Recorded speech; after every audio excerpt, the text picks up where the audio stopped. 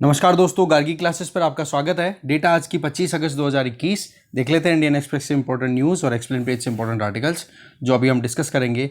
First news हम देखेंगे मोदी और पुतिन के बीच में जो बातचीत हुई अफगानिस्तान को लेकर के वो, और साथ में ब्रिक्स और UNHRC प्लेटफॉर्म पे इंडिया ने जो टेररिज्म का मुद्दा है उसको हाईलाइट किया है। ठीक है। दूसरा हम जानेंगे यहाँ पर म्यूचुअल फंड लाइक जितने भी ट्रस्ट हैं, दो यहाँ पर, एक तो इंफ्रास्ट्रक्चर इन्वेस्टमेंट ट्रस्ट और एक देखोगे आप यहाँ पर दूसरा एक और ट्रस्ट, दोनों को म्यूचुअल फंड बेसिस पे कल मैंने एक्सप्लेन भी किया था कि कैसे ये काम करते हैं फंड्स। ठीक है।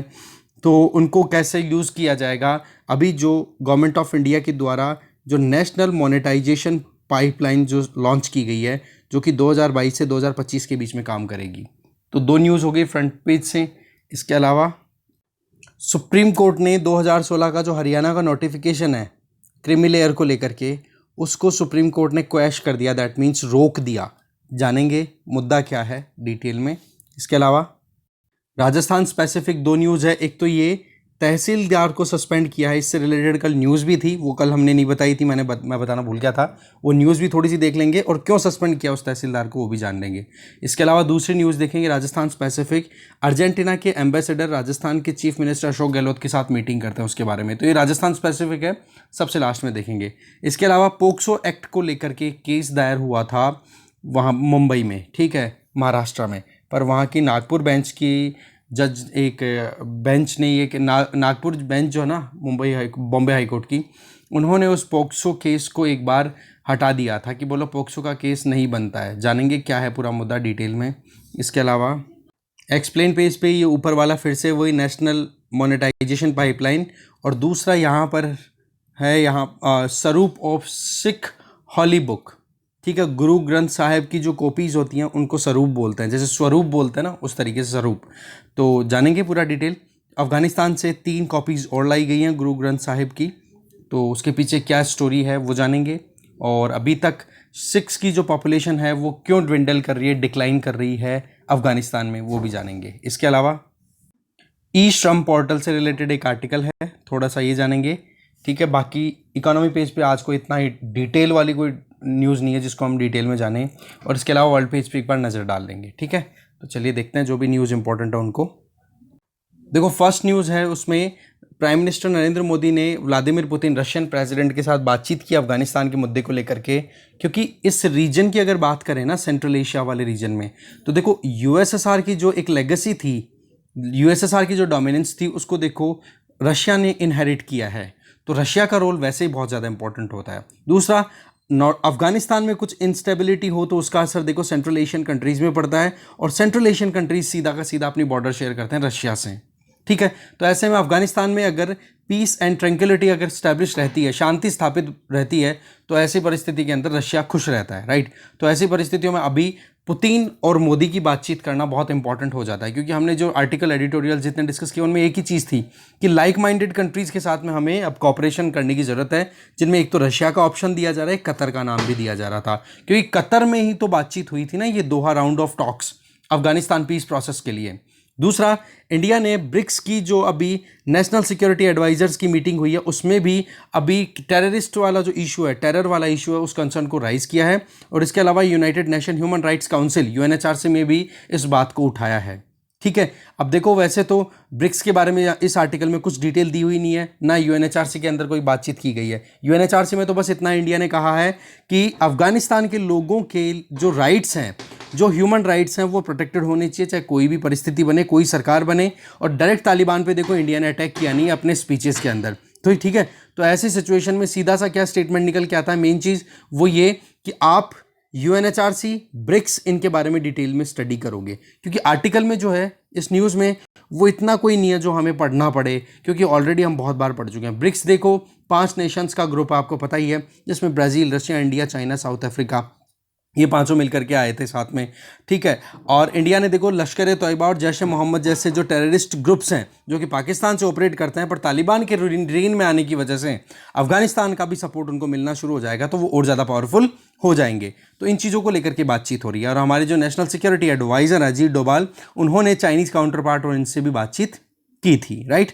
तो ऐसी परिस्थिति में मतलब इस पर्टिकुलर केस में आपके लिए जो इंपॉर्टेंट है वो है ब्रिक्स के बारे में एक बार रीड आउट करोगे, यूएनएचआरसी के बारे में एक बार रीड आउट करोगे यूपीएससी पॉइंट ऑफ व्यू से, ठीक है। आगे चलते हैं।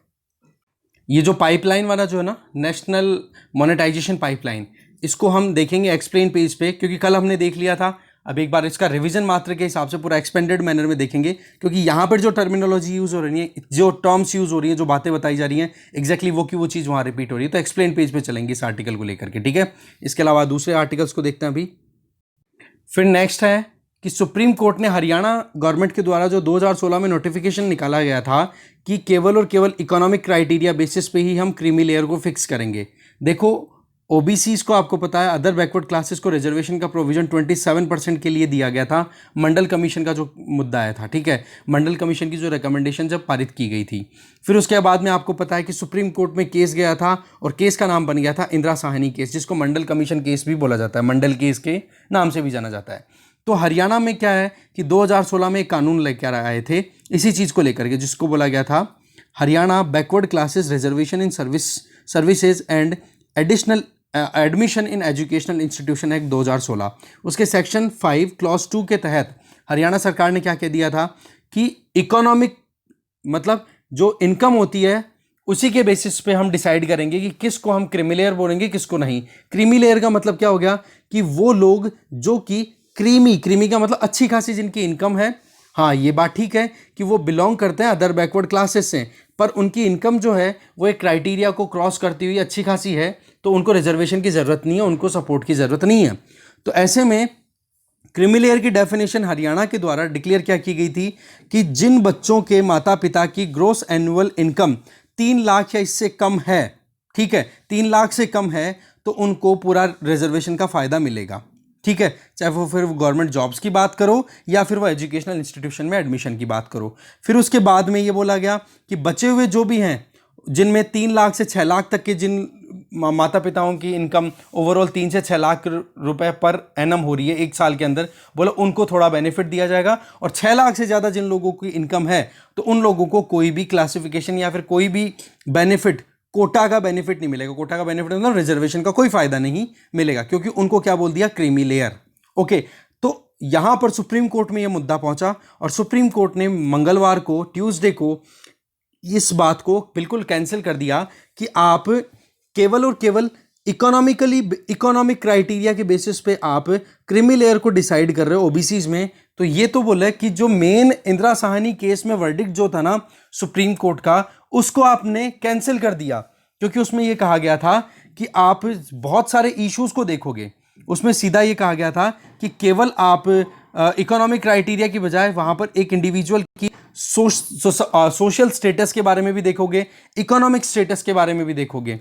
तो अलग अलग पैरामीटर्स के बेसिस पे आप डिफाइन करोगे कि वो क्रीमी लेयर है या नहीं, ठीक है। तो वो चीज जो थी वो इंदिरा साहनी केस में 8/9/1993 के टाइम पे डिक्लेयर की गई थी। तो उन चीजों को अगर देखा जाए तो केवल इकोनॉमिकल बेसिस पे अगर किसी को रिजर्वेशन देने की बात की जाए तो बोलो वो चीज गलत हो जाती है, सुप्रीम कोर्ट का जो वर्डिक्ट है उसके अगेंस्ट में चली जाती है। तो ऐसे में हरियाणा का जो ये नोटिफिकेशन था ना, इसको स्टे लगा दिया है, रोक दिया है, ठीक है। अब क्रीमी लेयर के लिए जो डेफिनेशन रहेगी उसमें देखा जाएगा क्रीमी लेयर में कि जो बैकवर्ड क्लासेस में जिनको आप डिक्लेयर कर रहे हो या फिर जिनको रिजर्वेशन का प्रोविजन दे रहे हो, तो ये देखा जाएगा कि सोशली वो कितना इंक्लूड हो रहे हैं या एक्सक्लूडेड हैं, सोसाइटी में उनका क्या स्टेटस है, ठीक है। अदर फैक्टर्स को भी देखोगे, यहां पर आप देख सकते हो, ये देखो कि क्लियरली यहां पर लिखा हुआ है कि आप सोशियो इकोनॉमिक और अदर फैक्टर्स को ध्यान रखते हुए फिर बाद में ये डिक्लेयर करोगे। और ये चीज हरियाणा के या ये जो एक्ट है ना 2016 का, इसके सेक्शन 5(2) में भी है, जिसके तहत ये नोटिफिकेशन डिक्लेयर किया गया था। तो ये चीज है मेन, तो ठीक है। तो इकोनॉमिकल बेसिस के ऊपर ही आप केवल ओबीसी कैटेगरी में आप क्रीमी लेयर डिक्लेयर करो तो वो ठीक बात नहीं है। आपको सोशल और अदर इश्यूज पर भी ध्यान देने की जरूरत है, अदर फैक्टर्स को भी कंसिडर करने की जरूरत है। ये बात बोली गई सुप्रीम कोर्ट के द्वारा। आगे चलते हैं। नेक्स्ट आर्टिकल है, हाईकोर्ट का जो ऑर्डर है पोक्सो केस में, बोलो वो आउटरीजियस है, बहुत ही ज़्यादा ग्रेवियस हो सकता है, आने वाले टाइम पे बहुत ज़्यादा मुश्किलों का सामना करना पड़ सकता है इस एक्ट को अगर ये हाई कोर्ट के वर्डिक्ट को कंटिन्यू रखा। तो ये बात बोली अटॉर्नी जनरल, जो हमारे अभी कौन है, के वेणुगोपाल, उन्होंने सुप्रीम कोर्ट को। देखो मुद्दा क्या है, वो सिंपल सा ये है कि 2016 दिसंबर का एक केस है जिसमें 39 साल के एक बंदे ने, ठीक है, एक लड़की को झांसा दिया जिसकी उम्र थी सिर्फ 12 साल और उसके ब्रेस्ट को टच करने की कोशिश की।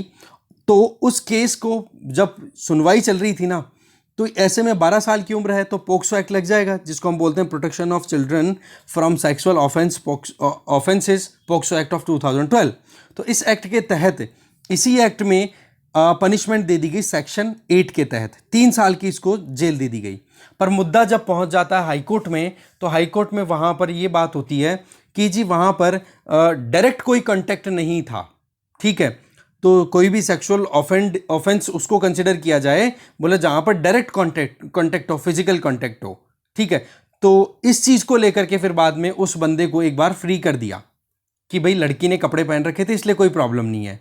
पर सवाल यहाँ पर क्या आता है, के वेणुगोपाल जी क्या अपनी तरफ से बोल रहे हैं कि आप एक चीज़ बताओ कि एक इंडिविजुअल अगर अपने हाथों में एक सर्जिकल ग्लव्स पहन ले और किसी वुमेन के साथ में कुछ भी गलत काम करे, ठीक है, किसी भी वुमेन के साथ में, तो इसका मतलब आप उसको कोई सज़ा नहीं दोगे। तो इस बात को लेकर के ये मुद्दा उठा है सुप्रीम कोर्ट में और ये कहा गया है कि ये जो हाई कोर्ट का वर्डिक्ट है ना, क्योंकि देखो सुप्रीम कोर्ट ने स्टे तो पहले लगा दिया, बोला स्टे मत लगाओ, स्टे से काम नहीं होगा, आप इस डिसीजन को रिवर्स करो, ठीक है, कि भाई किसी भी तरीके की एक्टिविटी अगर इस पोक्सो एक्ट के अंडर में की जा रही है, ठीक है, वो डायरेक्ट हो या इनडायरेक्ट हो, इंटेंशन क्या थी वो देखने वाली बात है ना। तो नो डायरेक्ट कांटेक्ट होने की वजह से आप स्किन टू स्किन कांटेक्ट नहीं है, इसका मतलब कोई सेक्सुअल ऑफेंस नहीं होगा क्या, ठीक है। तो ये बात क्या है कि बॉम्बे हाई कोर्ट ने उस 39 साल के बंदे को बचा लिया, ओके। और अब इस सिचुएशन के अंदर सुप्रीम कोर्ट के सामने दो तरफ से पिटिशन लगाई गई थी, रिव्यू पिटिशन। एक तो लगाई थी गवर्नमेंट ऑफ इंडिया की तरफ से अटॉर्नी जनरल के द्वारा, और एक पिटिशन लगाई गई थी जो चाइल्ड वेलफेयर कमीशन है उनके द्वारा, women and child welfare commission उनके द्वारा, कि भाई कैसे भी करके इस वर्डिक्ट को रिवर्स होना बहुत ज़्यादा ज़रूरी है, नहीं तो क्या होगा आने वाले टाइम पे फिर इस वर्डिक्ट का मिसयूज़ किया जा सकता है, ठीक है। और देखो ये आईपीसी का सेक्शन 354, इसके तहत उसके अगेंस्ट में प्रोसीडिंग शुरू हुई थी, और पोक्सो एक्ट का जो सेक्शन 8 था उसके तहत उसको सज़ा फाइनल की गई थी, 3 साल की सज़ा हुई थी जेल की। पर उसमें वो बॉम्बे हाई कोर्ट ने पहले रोक दिया कि भाई ऐसी कोई ज़रूरत नहीं है क्योंकि डायरेक्ट कॉन्टैक्ट नहीं था। पर फिर सुप्रीम कोर्ट ने स्टे तो लगा दिया था, पर रिवर्सल करवाने की डिमांड की जा रही है कि ये अभी तक भी केस जिंदा है, इसको ख़त्म करो आप, ठीक है। आगे चलते हैं। फिर वही नेक्स्ट आर्टिकल आ जाता है एक्सप्लेन पेज से, जिसमें हम बात करेंगे नेशनल मोनेटाइजेशन पाइपलाइन के लिए। देखो अभी मंडे की बात है, कल भी हमने न्यूज़ देखी थी, इसमें पूरा डिटेल जाना था कि 6 लाख करोड़ का भी एस्टिमेट लगाया गया है नेशनल मोनेटाइजेशन पाइपलाइन। इसमें क्या होगा कि जो ब्राउन फील्ड प्रोजेक्ट्स हैं, जो प्रोजेक्ट्स बीच में अटके पड़े हैं, उन प्रोजेक्ट्स को मोनेटाइज किया जाएगा, जिसमें प्राइवेट सेक्टर का एंगेजमेंट हो, साथ में जो रेवेन्यू राइट्स हैं, क्योंकि प्राइवेट सेक्टर का पैसा लगेगा ना, तो पैसे के लेन देन से संबंधित जो अधिकार हैं वो तो देखो प्राइवेट सेक्टर के हाथ में चले जाएंगे, पर ऑनरशिप है वो सरकार अपने हाथों में रखेगी, ठीक है। इससे क्या होगा कि हमारे देश में जो इंफ्रास्ट्रक्चर को बूस्ट की रिक्वायरमेंट है वो बूस्ट दिया जा पाएगा। तो नेशनल मोनेटाइजेशन पॉलिसी है ना, इसका मेन काम क्या है कि जो एसेट्स है ना, एसेट्स का मतलब हो गए कि कोई भी एक प्रोजेक्ट, मान लो कि आप एविएशन सेक्टर की बात कर लो तो कोई एयरपोर्ट हो सकता है, रेलवे सिस्टम की बात कर लो तो मान लो कि रेलवे ट्रैक को बिछाने की बात है, या कोई और बड़ा प्रोजेक्ट है कहीं पर भी, ठीक है, उसको लेकर के। रोड्स की बात करो तो कोई भी एक रोड का बड़ा स्ट्रेच नेशनल हाईवेज का, उसमें प्राइवेट सेक्टर का इन्वेस्टमेंट करा दिया। तो ऐसे में क्या हो गया, एसेट्स का मोनेटाइजेशन हो जाएगा, जिससे कि प्राइवेट सेक्टर वहाँ पर अपना पैसा वहाँ पर इन्वेस्ट करेगा, और वो जो इन्वेस्टेड पैसा होगा उस पैसे के अमाउंट के हिसाब से ही प्राइवेट सेक्टर की वहाँ पर अथॉरिटी होगी, दैट मीन्स वहाँ पर जो रेवेन्यू राइट्स है वो बन जाएंगे, ठीक है। तो इन्वेस्टमेंट को अट्रैक्ट करने का ये एक तरीका नया निकाला गया है। इसमें आप देखो ब्राउन फील्ड एसेट्स पे मेन ध्यान दिया जाएगा, साथ में जहाँ पर सरकार का पैसा ऑलरेडी इन्वेस्टेड है पर वो पैसा इन्वेस्ट होते होते कम पड़ गया है ना, तो उस एसेट को रिस्क से बाहर निकालना, कि ज़रूरत तो पड़ी, सरकार ने एस्टिमेट तो लगाया कि 100 करोड़ रुपए के अंदर एक प्रोजेक्ट हो जाएगा, पर सरकार ने वहाँ पर पैसा लगाना जब शुरू किया तो पता पड़ा कि अभी भी 25 करोड़ रुपए की शॉर्टेज चल रही है। तो केवल 25 करोड़ रुपए की कमी की वजह से वो पूरे 100 करोड़ रुपए डूबने के कगार पे आ गए। तो 25 करोड़ रुपए और इन्वेस्ट कराएंगे। तो यही तो हो गया ना कि ये सरकार का जो इन्वेस्टमेंट था इसको एक बार मोनेटाइज कर दिया। ठीक है, तो ये एसेट मोनेटाइजेशन हो गया। इसमें देखो स्ट्रक्चर की यहाँ पर मोनेटाइजेशन जो होगा ना, इसमें प्रॉपर ट्रांजैक्शन किया जाएगा। ठीक है, और जो रिस्क है प्रोफाइल कोई भी एसेट की, उसको रिस्क को रिड्यूस करेंगे। और ये अपने आप में कुछ चैलेंजेस भी रहेंगे, क्योंकि जो प्रोजेक्ट ऑलरेडी कहीं फंसे पड़े हैं तो उनके पीछे प्राइवेट सेक्टर भी इन्वेस्ट करेगा तो 10 बार सोचेगा ना कि भाई मैं क्यों इन्वेस्ट करूं। ठीक है, अब यहां पर इन्वेस्टमेंट को अट्रैक्ट करने के लिए आपके पास में गवर्नमेंट के द्वारा 2 ऑलरेडी ऐसे ट्रस्ट स्टैब्लिश कर रखे हैं जो कि म्यूचुअल फंड के कॉन्सेप्ट पे काम करते हैं। एक तो रियल एस्टेट इन्वेस्टमेंट ट्रस्ट और एक होता है इंफ्रास्ट्रक्चर इन्वेस्टमेंट ट्रस्ट।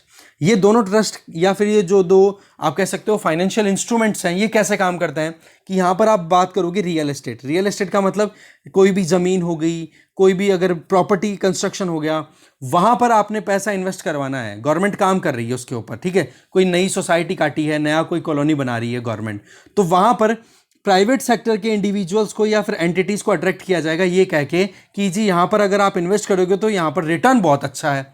तो रिटर्न कैसे कि आप मान लो कि यहां पर किसी प्लॉट में इन्वेस्ट कर दो, या प्लॉट में इन्वेस्ट नहीं कर रहे हो तो हमने एक ट्रस्ट बनाया इस पूरी कॉलोनी के लिए, उस ट्रस्ट में आप डाल दो पैसा, और जिस तरीके जितना पैसा आप डालोगे उस पैसे के हिसाब से आपका उसमें हिस्सेदारी बन जाएगी और उसमें से आपको डिविडेंड मिलता रहेगा। जैसे कि नॉर्मल टर्म्स में आप म्यूचुअल फंड्स में पैसे डालते हो।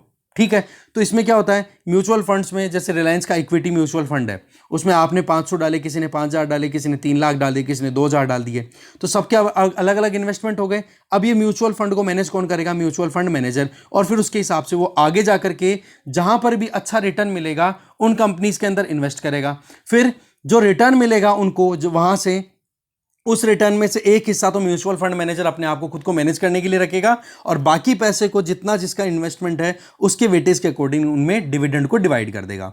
तो ये ही चीज़ काम की जाएगी। तो ये म्यूचुअल फंड के कॉन्सेप्ट पे काम करने के लिए आपके पास में 2 इन्वेस्टमेंट ट्रस्ट अवेलेबल है, एक तो उनका यूज़ किया जाएगा। इसके अलावा पीपीपी मॉडल पे काम किया जाएगा, जहां पर पब्लिक दैट मींस गवर्नमेंट और साथ में प्राइवेट सेक्टर की पार्टिसिपेशन और हो जाएगी। तो इसके लिए देखो हमारे पास में बहुत सारे मॉडल्स अवेलेबल है, जैसे कि OMT, इसका फुल फॉर्म हो जाएगा ऑपरेट मेंटेन ट्रांसफर। दूसरा होता है TOT, transfer toll operate transfer. और तीसरा मॉडल हो जाता है OMD, operation maintenance and development. तो ऐसे में आप देखो OMT और TOT है ना, इनको तो ऑलरेडी हाईवे सेक्टर्स में यूज किया जा रहा है, और OMD को यूज किया रहा है एयरपोर्ट डेवलपमेंट के अंदर। तो ये चीजें आप ध्यान रखोगे। ठीक है, और ये जो ट्रस्ट है ना यहाँ पर real estate investment trust, infrastructure investment trust, इनके बारे में थोड़ा detail UPSC point of view से और देख लेना। ठीक है, तो ये जो पॉइंट है ना यहाँ पर कि नेशनल मोनेटाइजेशन पॉलिसी पाइपलाइन, इसमें मेन फोकस हम किस पे कर रहे हैं? ब्राउन फील्ड प्रोजेक्ट्स के ऊपर। ये मैं आपको बता ही चुका हूँ। देखो गवर्नमेंट का प्लान क्या है। गवर्नमेंट का प्लान ऐसा है कि बहुत सारे सेक्टर्स में से कुछ एसेट्स को पिक किया जाएगा और उनमें प्राइवेट सेक्टर का इन्वेस्टमेंट कराया जाएगा। तो अराउंड 66% जो हिस्सा है ना, टोटल टारगेट कितना है गवर्नमेंट का? 6 लाख करोड़ रुपए का 2022 से 2025 के बीच तक का। तो उसमें 66% जो अमाउंट है वो तो देखो मेजरली 3 सेक्टर से ही निकाला जाएगा, जिनमें रोड, रेलवे और पावर सेक्टर मेन है। ठीक है, बाकी इसके अलावा यहाँ पर आप देख सकते हैं टेलीकॉम हो गया, mining, aviation, port, natural gas, petroleum product pipeline, ये सारी चीज़ों में और इन्वेस्ट कराया जाएगा। इसके अलावा ये जो पूरी डिमांड है यहाँ पर, ठीक है, 6 लाख करोड़ की, इसका 15% जो कि लगभग आ जाएगा 88,000 करोड़ या 0.88 लाख करोड़, वो तो देखो करंट फाइनेंशियल ईयर के अंदर ही पैसा निकालने की कोशिश कर रही है सरकार। इसके अलावा आप देखोगे कि ये जो नेशनल मोनेटाइजेशन पाइपलाइन है ना, ये ऑलरेडी एक पाइपलाइन दूसरी चल रही है जिसका नाम है नेशनल इंफ्रास्ट्रक्चर पाइपलाइन, उसके साथ में ही खत्म हो जाएगी, मतलब 2025 तक का उसका टारगेट है। अब ये जो नेशनल इंफ्रास्ट्रक्चर पाइपलाइन है ना, देखो ये 100 लाख करोड़ रुपए का एक प्रोजेक्ट था। ये कहोगे कि 100 लाख करोड़ का एक टारगेट लिया था गवर्नमेंट ने, और शुरुआत हुई थी इसकी 2019 में। ठीक है ना, तो ऐसी परिस्थिति में ये NMP और NIP दोनों मिलकर के काम करेंगी। एक तो ये ध्यान हो गया। अब दूसरा यहां पर क्या है कि जो एस्टिमेटेड अमाउंट है ना, इस मोनेटाइजेशन के थ्रू जो पैसा निकाला जाएगा यहां पर कितना? 6 लाख करोड़ रुपए।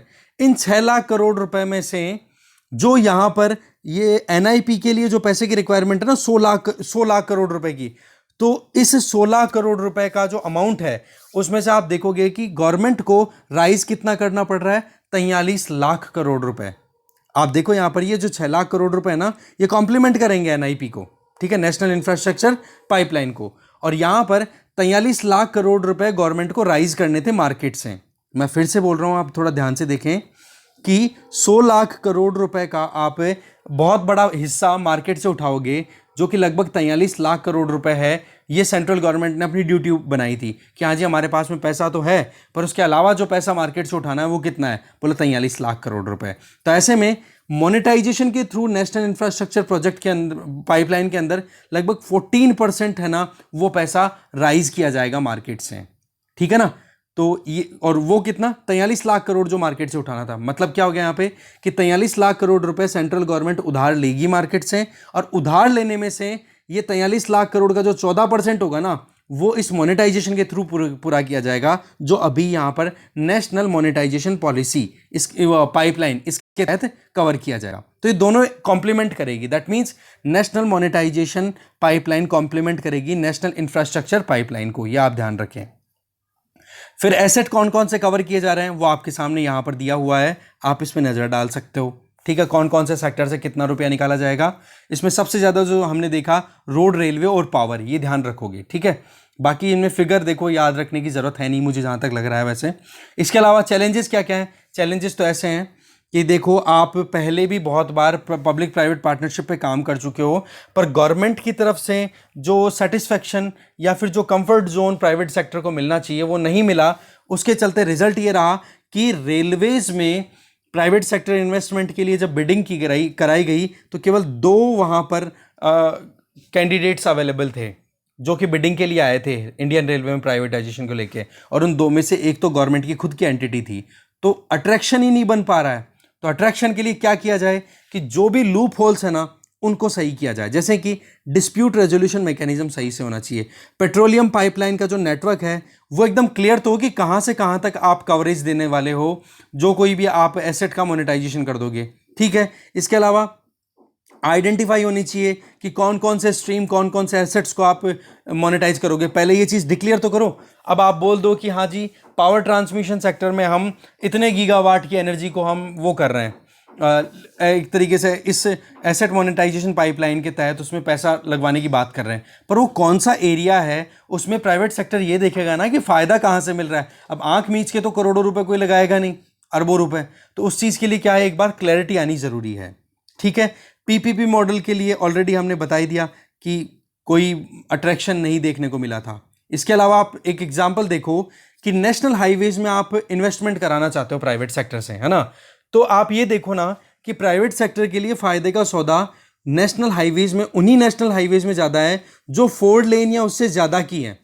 मतलब 4 लेन से कम लेन्स की, मतलब कम चौड़ाई की जो रोड्स हैं वहाँ पर प्राइवेट सेक्टर बहुत कम पैसा इन्वेस्ट करना चाहता है। तो ये चीज़ें क्या है हमें क्लियर करना पड़ेगा। दूसरा, रेलवेज में मान लो कि आप प्राइवेट सेक्टर को अट्रैक्ट करना चाहते हो, तो वहाँ पर तो स्टेट गवर्नमेंट के साथ में बहुत सारे स्टेक होल्डर्स इन्वॉल्व हैं।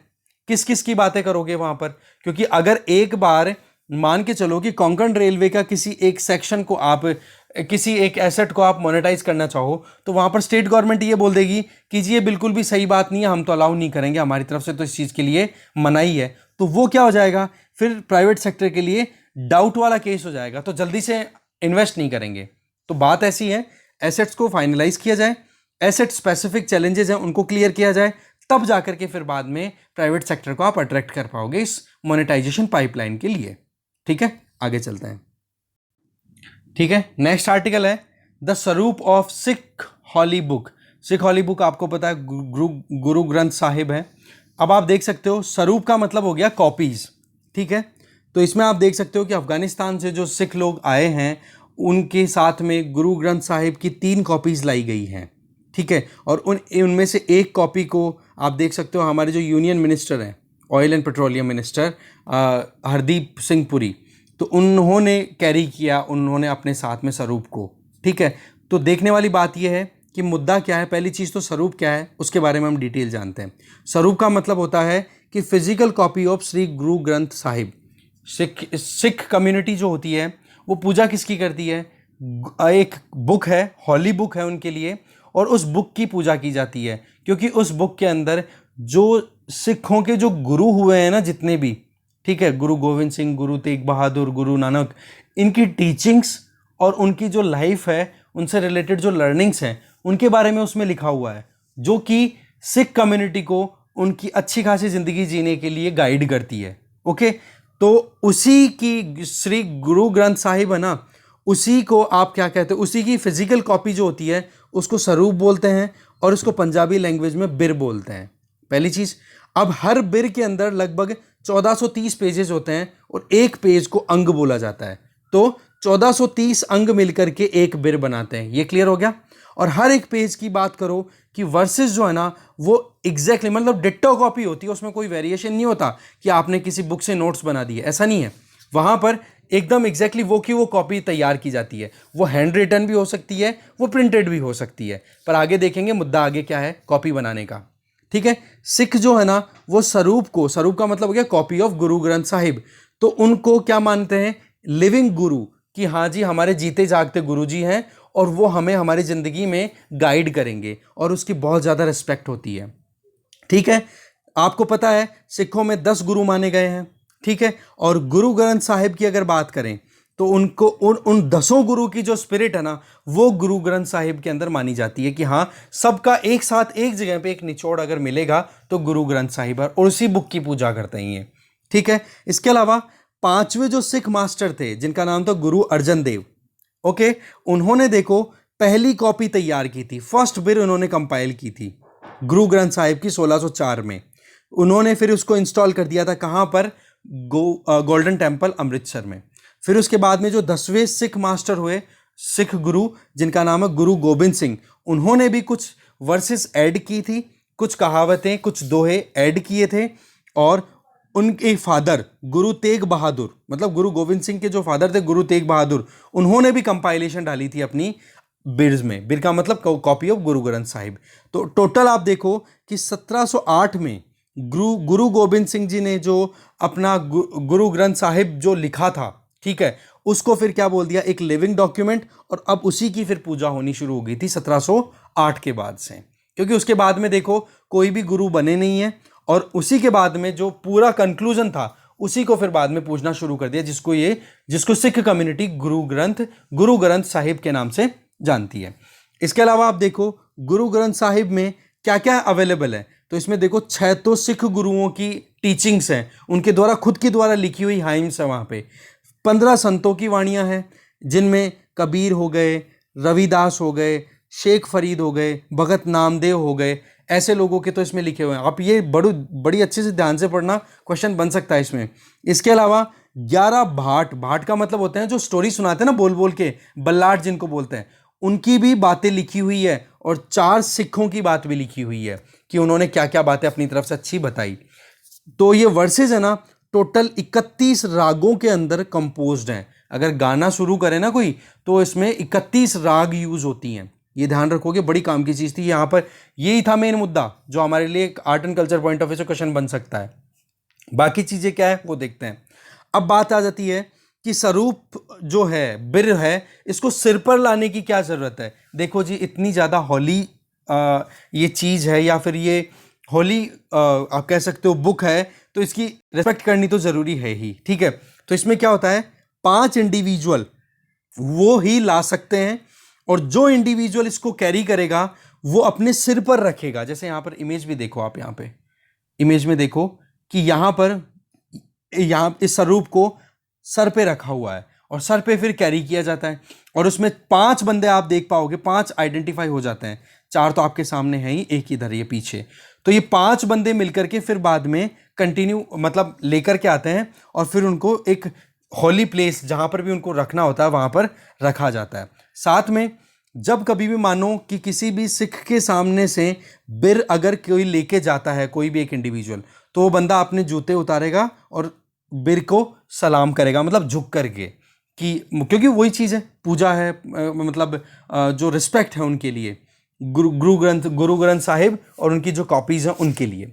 ठीक है, अब आप देखोगे कि गुरुद्वाराज में जब आप देख सकते हो कि स्वरूप को रखा कहाँ जाता है, तो उसका नाम है सुख आसन स्थान।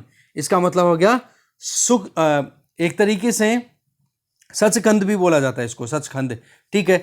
तो जहां पे गुरु जो है वो रेस्ट करते हैं। अब यहां पर उस बुक को गुरु ग्रंथ साहिब को ही तो गुरु मान लिया ना, तो उनके रेस्ट के लिए ये स्थान है सुख आसन स्थान। ये शाम के टाइम पे परफॉर्म होता है, नाइट के टाइम पे यहां पर वो रेस्ट करते हैं, ठीक है। फिर सुबह जब उठा जाता है तो स्वरूप को फिर से उठाया जाता है और इंस्टॉल किया जाता है उनकी प्लेस पे, और उसको बोला जाता है प्रकाश। और प्रकाश की जो सेरेमनी होती है ये मानो सुबह की पूजा है ये, ठीक है। और उसमें ज़्यादातर जो सिख्स हैं वो पार्टिसिपेट करते हैं, ठीक है। जो टूरिस्ट हैं वो भी इसी को देखने के लिए आते हैं, गोल्डन टेम्पल ऑफ अमृतसर में।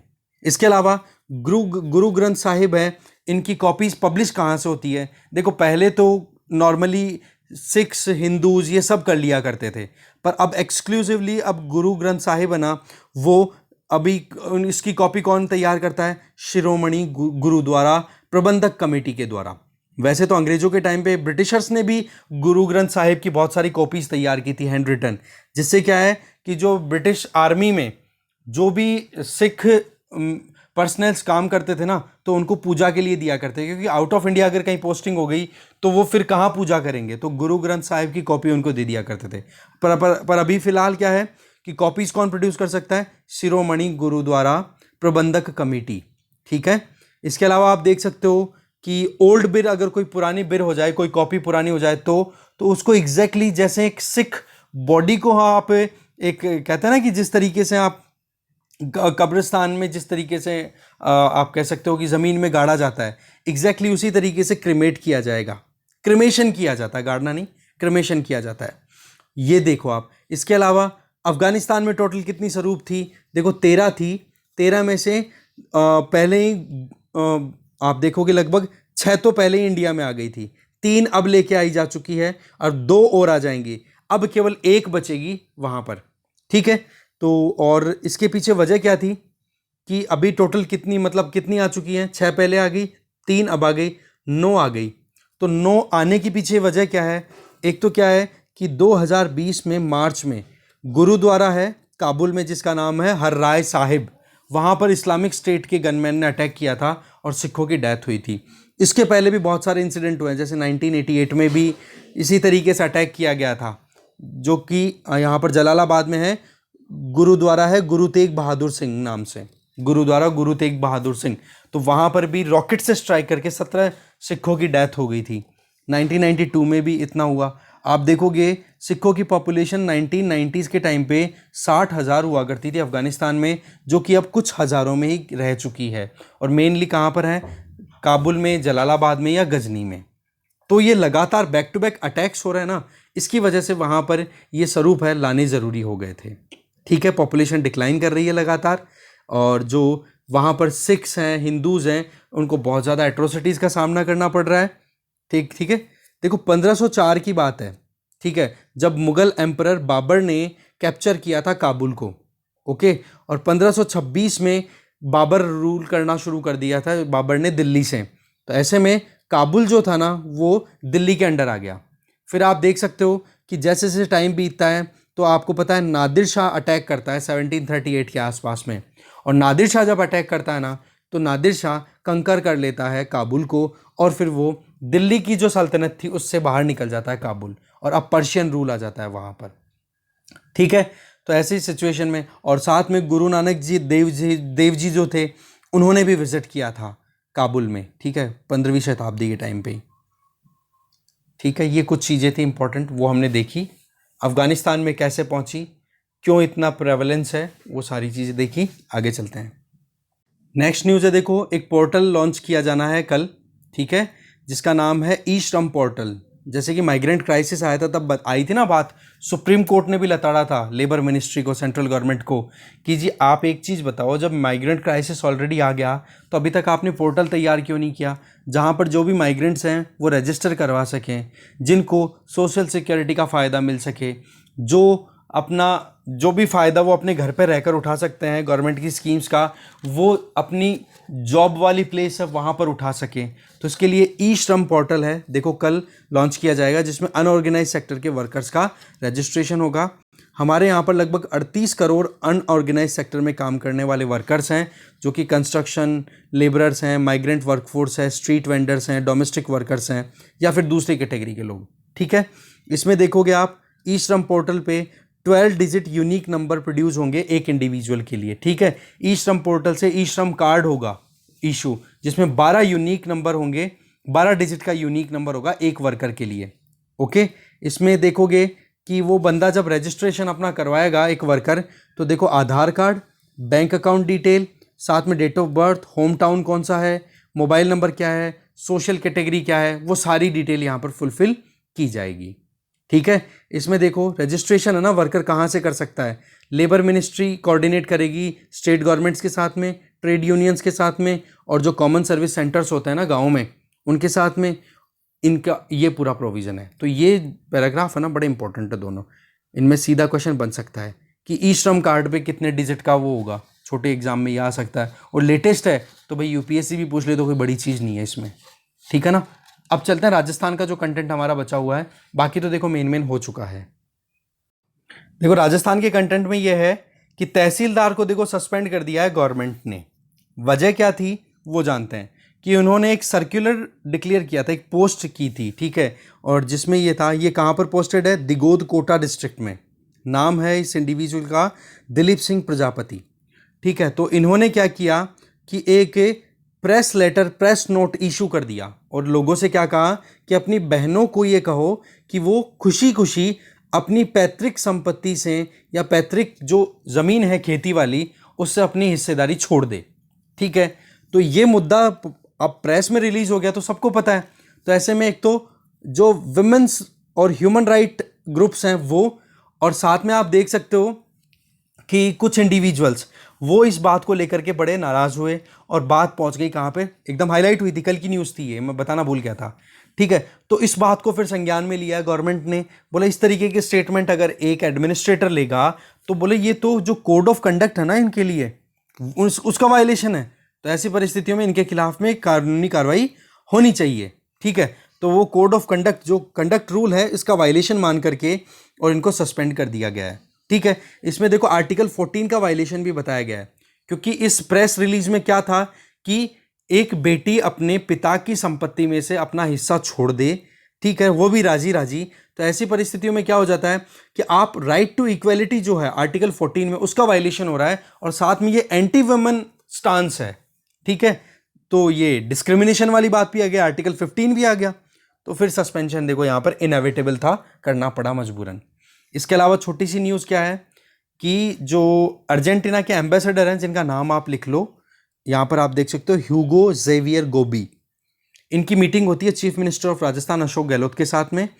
अशोक गहलोत ये कहते हैं कि हमारे यहाँ पर बहुत फेवरेबल कंडीशन, आप इन्वेस्ट करो, और साथ में गोबी जो हैं उनका भी ये कहना है कि हम भी एग्रीकल्चर, इंडस्ट्री, टूरिज्म और माइनिंग में इन्वेस्ट करना चाहते हैं। अब इसके लिए आप देखो इंफॉर्मेशन टेक्नोलॉजी हो गई, लिथियम, आपको पता ही है कि हम इलेक्ट्रिक व्हीकल की मैन्युफैक्चरिंग को प्रमोट करने की पूरी कोशिश कर रहे हैं इंडिया में, तो लिथियम आयन बैटरी, और लिथियम के रिजर्वायर बहुत है वहाँ पर साउथ अमेरिका में।